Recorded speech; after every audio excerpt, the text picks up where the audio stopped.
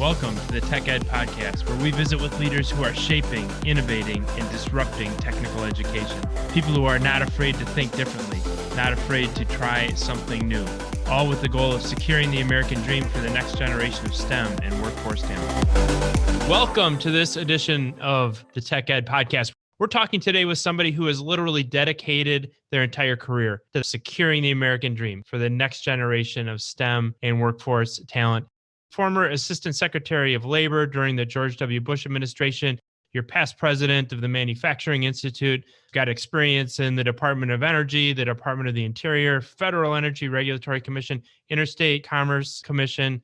Madam Secretary Emily DeRocco, do you ever slow down? I mean, this is just amazing, your career and where you are and what you've done in securing that American dream. First of all, thanks so much for that work and welcome to the Tech Ed Podcast. Thank you so much for having me. I always cringe when someone starts reading that list because my children would be the first to say, "Oh, Mom, it makes you sound so old." And I am. I've had a very long and blessed career. But the first half of my career was in natural resources at the Departments of the Interior and Energy, and predominantly around the protection of public lands.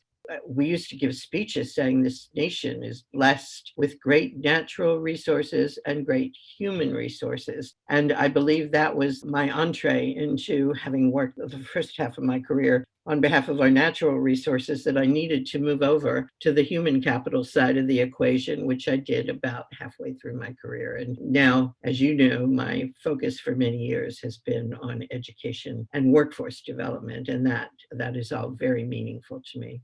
Without question. And I'd like to say, by the way, you say halfway through your career. I think you're about halfway through your career now. And we are so excited for what that second half will hold. We have a whole number of different items that we want to cover with you today.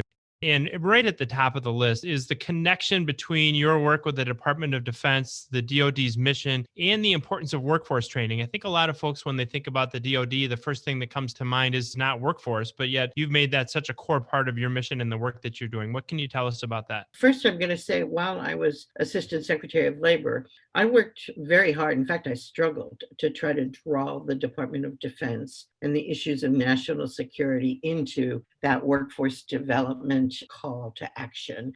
And quite frankly, wasn't very successful then. And it's largely because the Department of Defense and primarily the services have been very insular in both their understanding of the important knowledge, skills, and abilities, competencies that are needed by our defense forces. But they also have had a very strong belief that in the Navy, for example, that they could produce their qualified workforce primarily in the schoolhouse or the shipyard. In other words, they had and recognized their own challenges, but they thought they had their own solutions as well.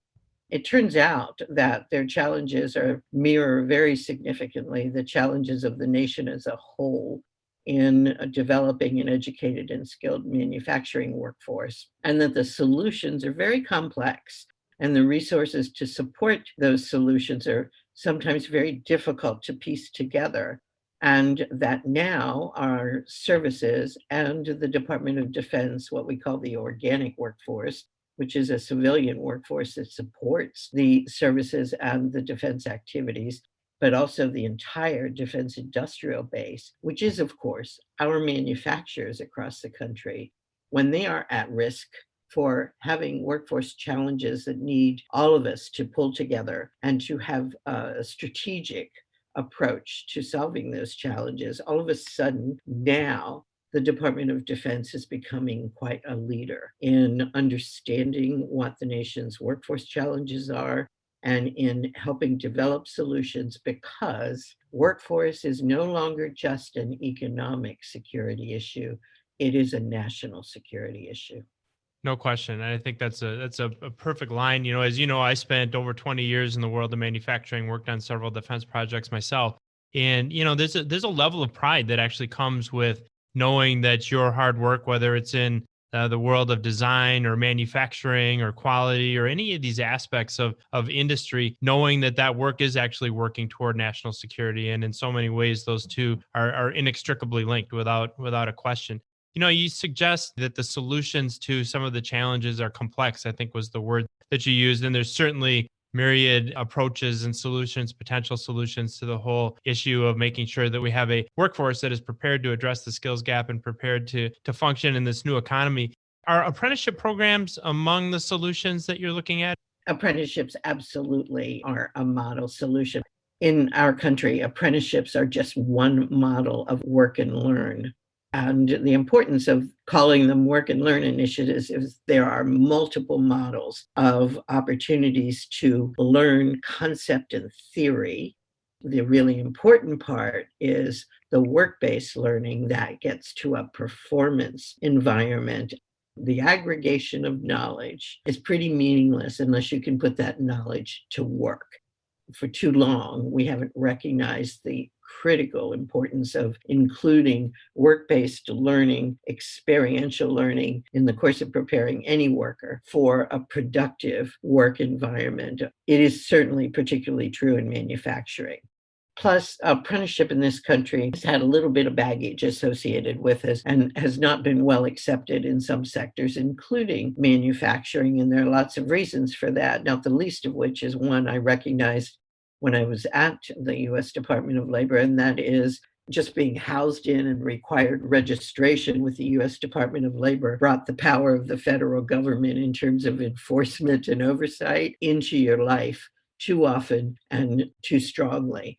So when the president named the apprenticeship task force at the beginning of his term, this being President Trump, I agreed to serve on that task force because just prior to that, I had chaired a group of 26 national trade organizations. Those trade organizations were laser focused on how, regardless of what sector they represented, how they could address workforce challenges.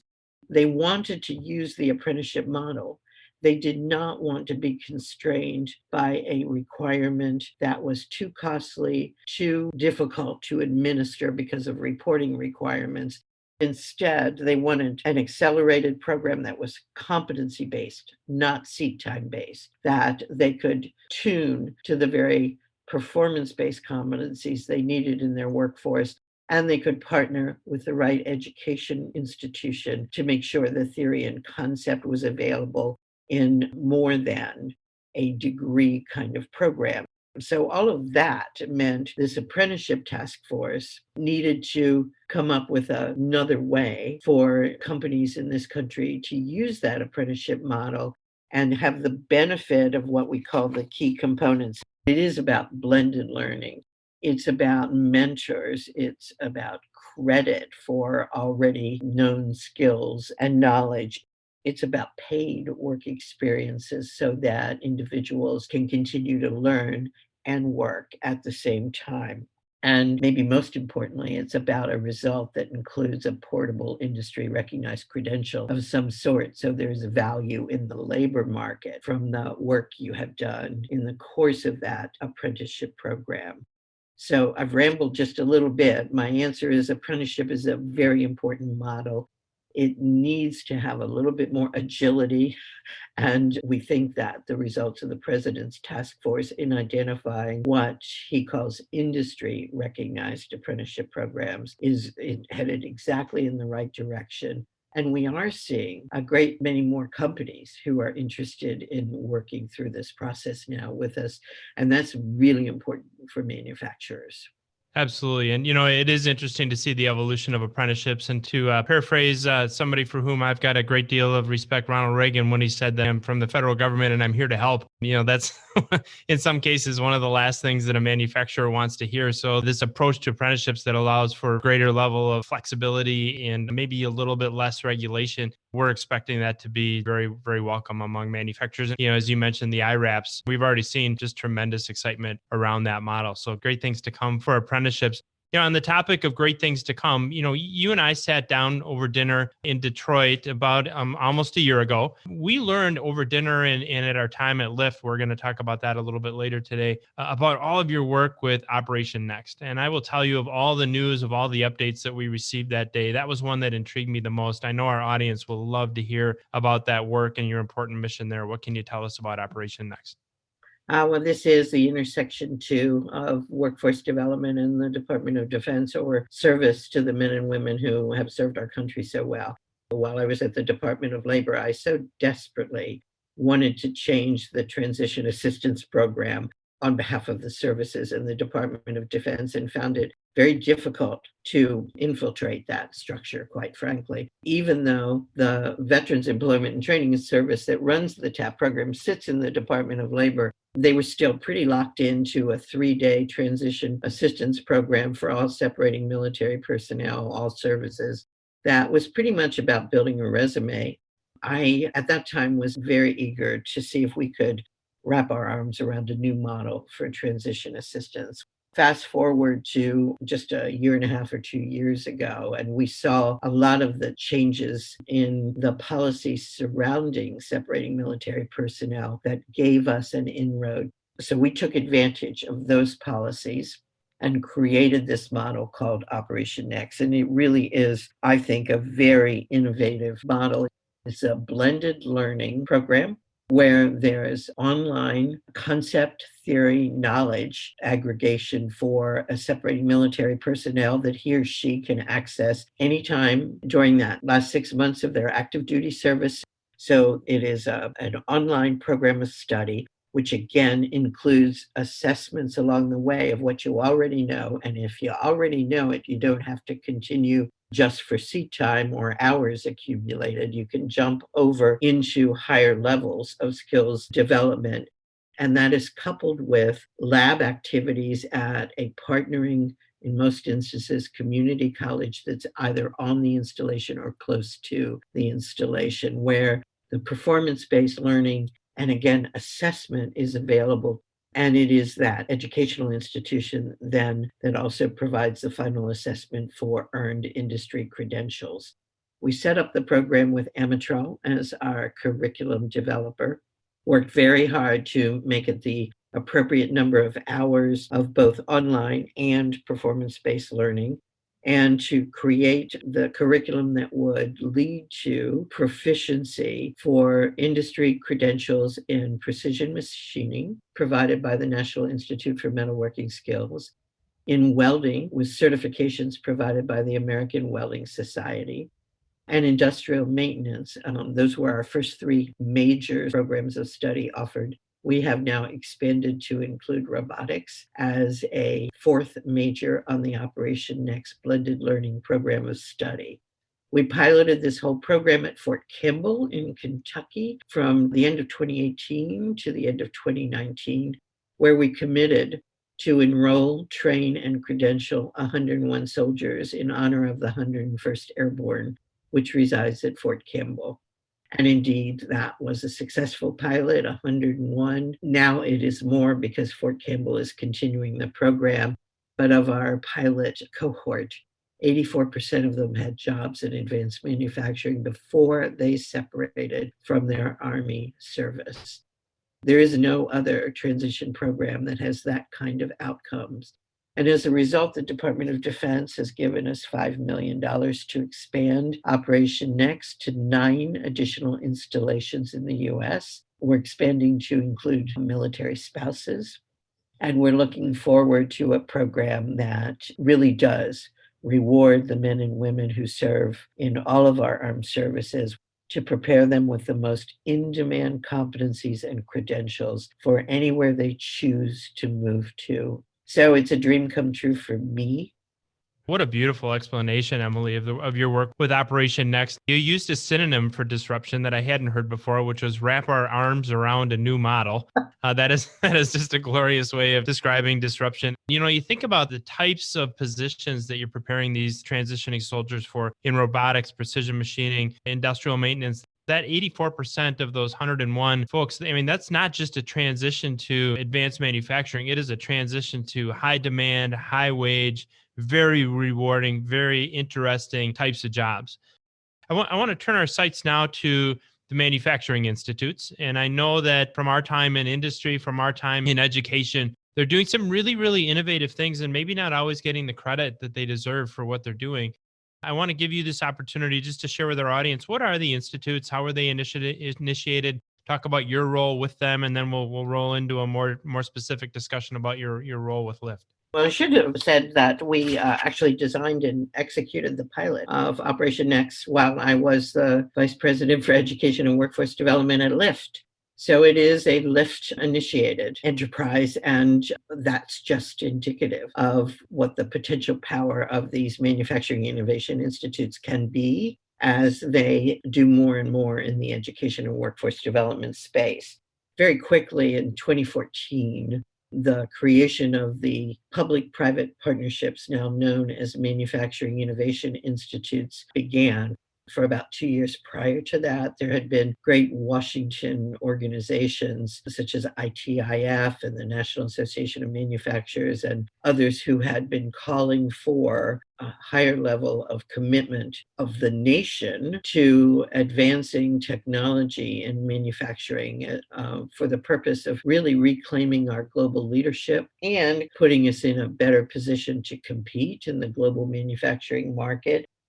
The first three institutes rolled out in 2014. LIFT, which had a focus on lightweight metals and materials.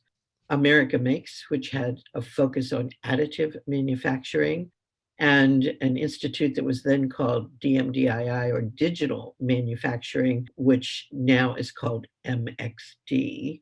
Digital manufacturing, it was clearly the front end of what we now know as the Industry 4.0 revolution and the digitization of entire processes and systems in manufacturing. So those were the first three. I'm going to fast forward and say three federal agencies became sponsors of institutes, the Department of Defense sponsoring 9, the Department of Energy sponsoring 5, and the Department of Commerce sponsoring 2. So we had a full 16 manufacturing innovation institutes that have been operating now for, in most cases, several years, but it's been like rolling thunder. Each one of the institutes has 3 core missions.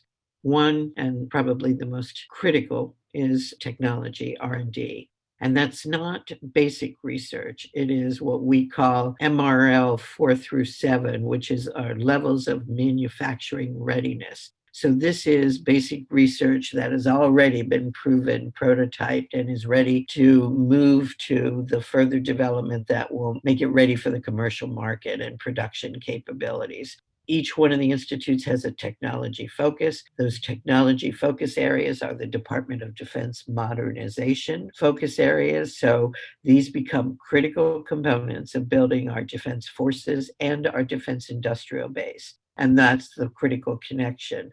There are some amazing new technologies that are really going to change the course of so much in our consumer world. I mentioned earlier, when you and I were just chatting informally, that the one that kind of stole my heart early on was known as BioFab. And it is the institute that is focused on the manufacture of new tissues and organs for transplant purposes. So these are life-saving opportunities that now the US will lead worldwide. So technology development, number one mission. The second part of that mission is to get to commercialization. In other words, to deploy it in our manufacturing market across the country. And the third is talent development. And we have a very strong belief that technology and talent development now need to be aligned.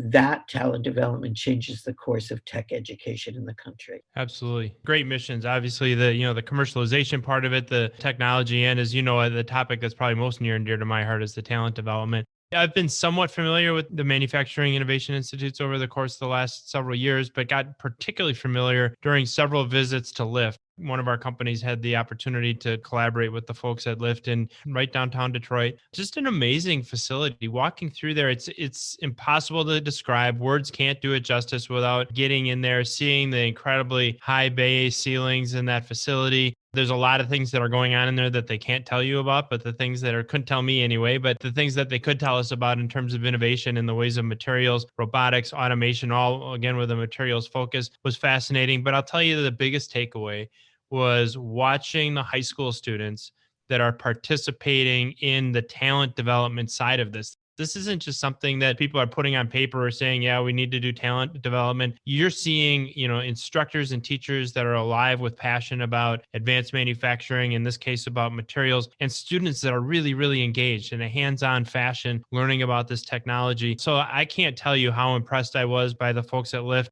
how thankful we were to be a small part of that project, how thankful we are for your work at Lyft. I'd like you to tell our audience, Emily, about your specific role and engagement with that particular institute. I was the Education and Workforce Development Vice President for the first almost 6 years. And I say that because I was on the proposal team that wrote the Workforce Development Plan for the competitive Lyft proposal that went to DoD. And so when it was funded, I felt like I needed to stay and go to work on the ground and make Lyft an innovator and an asset, not just for Detroit and Michigan, but for the nation in the education and workforce development space. We undertook 40 replicable, scalable, and sustainable initiatives with those partners. But in addition to Operation Next, the one I would mention is the one you ended up talking about, and it's called Ignite, Mastering Manufacturing. We have felt for quite some time that we lost our vision in career and technical education in this country when at the kind of turn of the 21st century, we put vocational education to bed, and then we didn't replace it with anything that was adequately funded or that carried the kind of important content and faculty and capabilities that would keep a growing talent pool in career and technical education. So we had the Department of Defense, again, step up to the plate and say we needed a new, comprehensive, 3-year foundational advanced manufacturing curriculum that was modularized and that was a blended learning tool that could be made available to high schools across the country and introduce students to all aspects of manufacturing, materials, processes, systems. And again, with a great partnership, and actually 3 institutes involved, Lyft, MXD, and America Makes, we developed the Ignite Mastering Manufacturing curriculum, piloted it in 3 high schools, and then Lyft was the first to offer it in the Detroit area. And we had a school district that immediately made it their manufacturing CTE program authorized by the state, meeting state standards, and having up to 100 students every day of the week in the Lyft Learning Lab doing their performance-based activities, learning activities. What you said is so hard to imagine if you haven't been there. And a little plug, you can get a virtual tour of the Lyft High Bay and Learning Lab simply by contacting Lyft. But the Learning Lab sits on a mezzanine overlooking this vastly clean, organic, operating innovation lab where new equipment of the magnitude I had never seen is being tested, creating prototypes, and is supporting manufacturers in Michigan to prototype or beta manufacture or just learn what smart manufacturing and connected systems are all about. And when you put students in that mezzanine and they're learning, overlooking the equipment and the white-coated manufacturers who are in that innovation lab, there's no longer a question of the image of manufacturing. There's no longer a parent who says, I don't want my child going into this. Just the opposite. They're saying, where do we assure that this is the future for our children? And here's kind of the best part, and it's a sensitive one. Lyft was one of 2 institutes that became part of a national initiative around looking at the agenda for equity, diversity, and inclusion in the workforce generally, but with a focus on manufacturing. The first questionnaire we got was, if students are in your learning facility, can you give us the percent of minority students that are in that group? It was 100%. Huh. Had all African American students in those 100 students coming in every day of the week for training. And that, of course, is representative of the population in Detroit and Southeast Michigan, but it was never part of our thought process.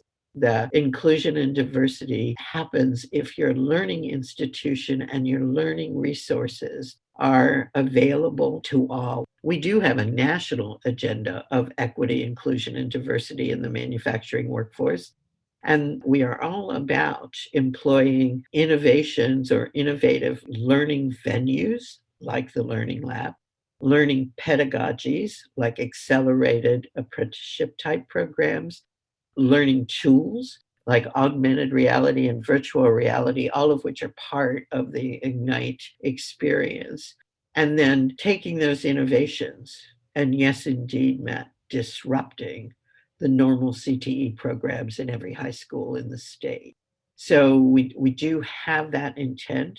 It is about changing technical education, but it's changing it in a way that the positive happens first, and then everybody's on board.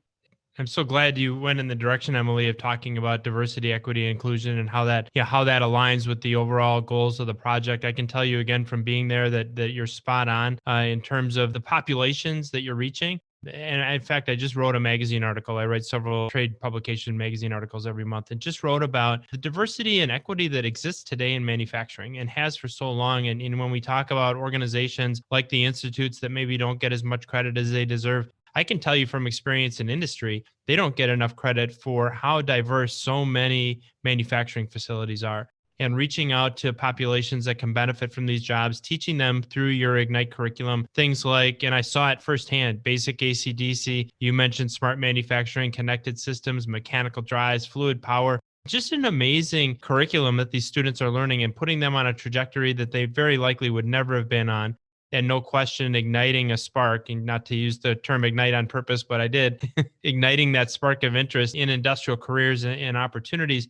One of the things that I think is interesting about Lyft is that it approaches so much of this, the technologies that we talked about through the angle of materials. And in as much as you talked about biofab and some of the fascination there, fascinating things going on in the world of materials as well. Might surprise our audience to know that that's such an integral part of the curriculum on the talent development side at Lyft. What can you tell us about what the students are learning about materials? Interestingly, I probably would start by telling you what the teachers are learning about materials. We actually have multiple lab spaces for intended purposes. And we had a very large and attractive space on the first floor, actually in the Manufacturing Innovation Lab. And one of our great partners was an organization called ASM. It's a global professional organization. Many of our members were ASM members, so they very much wanted to connect Lyft and its focus on lightweight materials and metals to the ASM professional development, which included teacher camps. So I and my team, three of us went to the ASM Teachers Boot Camp held at the University of Michigan. It was just one of the best experiences of our professional lives to be with those teachers, learning about the principles of materials use, about processes like cooling and heating and how that impacts materials. And then getting to the more modern integrated software program that allows you to test all of these different processes via digital software program, how the materials are going to respond at the micro level to the different manufacturing processes, which, as you can imagine, saves cost, time, effort, makes people a lot smarter in the manufacturing process. So it was a full spectrum of teachers learning things that they were going to take back to their students. We immediately partnered with ASM. They made a donation to take over a significant amount of space in the Innovation Lab that became the ASM Materials Science Lab to conduct teacher boot camps for all surrounding area teachers on a regular basis. And then that too became open to the students. So they are not just working on computers, but they are hands-on, actually manipulating various materials. And because our partner in the Innovation Lab is the Composites Institute, springing out of Oak Ridge National Lab, and they have their equipment utilizing composite materials, these students are getting a vast introduction to all the materials that are at the core of manufacturing. I mean, face it, you can't manufacture anything unless you start with some material. And now you have choices in those materials, and you have to understand how the processes are going to impact those choices. So that's a long description from a non-engineer, but for a lawyer, I think I did pretty well. Yeah, absolutely, and a lawyer, by the way, with a law degree from Georgetown, I understand. So that's quite a pedigree, of course. Our time with you, Emily, today is so fleeting. We'll never get to all of the questions that I had for you. I want to turn now, if we can, to that whole idea of disruption and make sure that we get to that. I know our audience always loves to hear how our guests feel about it. We talked a year ago about STEM pathways for girls and for young women, how important it is for them to be on these pathways and how much they can bring to the world of industry, to the world of manufacturing, if we just spark that degree of interest among them as well. How can we be doing a better job middle school, high school, at every level of education and every level of society, of showing girls and young women what great opportunities exist for them in STEM? Well, I'm probably more of an optimist about this than many, because when I look at the statistics of demographics of our student populations are, as you progress from middle school to high school to community college and to university level, women are kind of taking over the educational pathways to a greater degree and in greater numbers than men. So that's number one.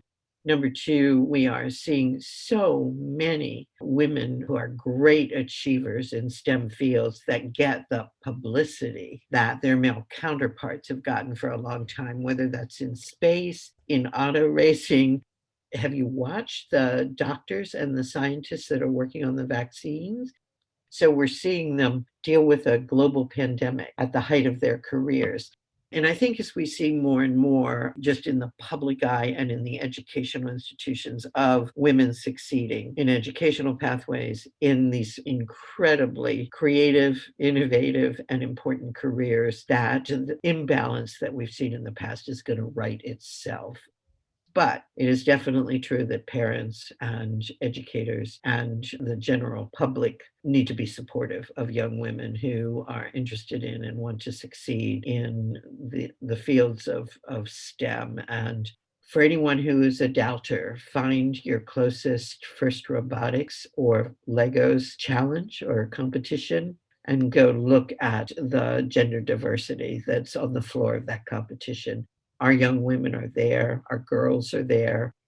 BioFab just did a rollout of a BioFab Girl Scout badge. As a result of being successful with that and the enthusiasm of the girls and the Girl Scout organization, we're looking at badges in every area of technology that all the manufacturing innovation institutes are engaged with. So we're going to connect from the brownies through the Girl Scouts to the young girls who are going to be our next generation workforce leaders. So I think we're getting there. So plenty of optimism for women in STEM, for women in manufacturing, women in industry as we move forward. And certainly the world of technical education has changed and has continued to adapt as we encourage more and more young women and girls to choose these types of careers. So really appreciate that input. Speaking of adapting, speaking of changing, if you could change one thing about the world of technical education here in the United States, if you just got that one wish, Emily, what would it be? It's a big one. I'm not sure we should differentiate career and technical education or technical education from our mainstream requirement for every young person to have educational pathways that lead them to a fulfilling and productive career. Meaning that when we start tracking some kids into international baccalaureate programs, other kids into advanced placement programs, other kids into an academic environment as early as middle school and high school, and then other kids into something called CTE. It doesn't really matter what we call them. We're still dividing them up when I think they should be at a stage of being able to explore all of those venues in a fair and equitable way. Where their successes are, where their passions are, will sort themselves out. And I want them to have that ability to find their own pathways rather than adults thinking we know where they should be based on some testing or some criteria that we've, as a nation, should have aged out of. But that really does mean kind of throwing a grenade at the whole system and starting over in some way, shape, or form. That's the hard part. How do you start over in a way that doesn't segment your population and your student population and thus your academic institutions too early in the game that you can never get out of that segmentation? And that's why I think these innovative learning venues, learning pedagogies, learning tools are what's so important. That will change the course of education. And then maybe we back into how you move away from what is an agricultural school calendar in many instances and an industrial classroom, one teacher to 30 student type environment, and even away from a system where the aggregation of knowledge is the only important thing. And as we talked about the knowledge economy at the turn of the 21st century, we really were talking about that false belief that everybody needed to get a 4-year degree or a graduate degree in order to be successful in our economy. And now we're really in a performance-based economy, and it's being able to use whatever knowledge, skills, and ability you have as a productive citizen. And that's a huge shift for this nation that's going to take all of us with a lot of small p political and financial support to do it. Without question. I love your choice of words. First of all, we've now described disruption as disruption. We've described it as wrapping our arms around a new model. And we've also described it as throwing a grenade at the whole system. So I think those last two are certainly at opposite ends of the spectrum, but all effective as necessary. Speaking of throwing grenades at the system and coming up with entirely new ways to do things, if you look forward, Emily, and this is going to be our last question we'll have time for today, but as we look toward the next several years, how do you think tech ed is going to be disrupted over that period of time? I think the demands of the economy and of individuals who want to participate positively in the economy are going to force those disruptions. And we're starting to see some significant changes. Earlier in the podcast, or maybe before it started, we talked a bit about what's happening in Indiana, and to watch a program that has been in that traditional seat time, K-12 to community college to university, start to talk about how you take the last 2 years of secondary and the first 2 years of post-secondary and merge them, bridge them, and make it accelerated with stackable credentials to maybe a degree and maybe not. That's an incredible innovation that's going to change the course of their technical education program. We have put funding into a program in Massachusetts that's a statewide program, and we call it Mass Bridge. And the intent is exactly the same. How do we bridge what has been career and technical education programs to the multiple post-secondary programs ranging from engineering to a multitude of associated STEM specialties? How do we make sure that all of those pathways are the best they can possibly be and be directly related to this infusion of technology that's changing every workplace in manufacturing in America? So that's a big deal. So we have at least 2 states, and I'm sure there are many more, that are beginning to disrupt themselves, and they're doing it in response to an economy that demands it, to employers who are demanding it, and to a population that has a strong work ethic, but also wants to have passion about what jobs and careers they're going to pursue for the rest of their lives. You and I may be able to sit back and watch it happen. I'd much prefer to be in the thick of things because I'm more than willing to go to either end of the spectrum and throw the grenade or embrace the better alternative. And I think we have to continue to work together to make that happen. And no doubt you'll be doing both of those in the years to come as you continue to fight for America, for all three of those constituencies, for our economy, for our employers, for our citizenry, as we shape the future of technical education. Emily DeRocco, you've been just an amazing guest. Thank you so much for spending some time with us today on the Tech Ed Podcast. We would love to have you back at some point, but really appreciate you taking some time out of your day for our audience. Thank you so much. Thank you. I appreciate the invitation. And this is a service to America, this podcast. Keep doing it, and more people will hear. Without question. Thank you so much. Thanks for joining us for this episode of the Tech Ed Podcast.